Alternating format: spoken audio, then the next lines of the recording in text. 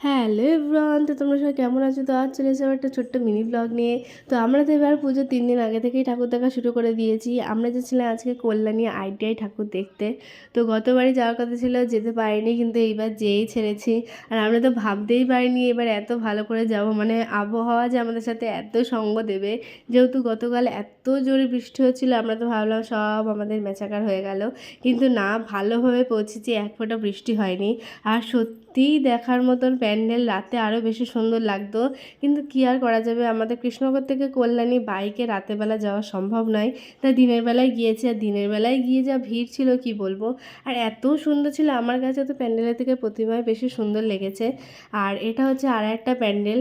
এইটুকু মিনি ব্লগে তো সব প্যান্ডেল ঘুরিয়ে দেখানো সম্ভব নয়, তো যেটুকু পেরেছি সেটুকুই দেখানোর চেষ্টা করেছি। এইটারও প্রতিমাই আমার বেশি ভালো লেগেছে। তো তোমাদের কোনটা ভালো লেগেছে, প্যান্ডেল না প্রতিমা? অবশ্যই বলো কমেন্ট করে। টাটা।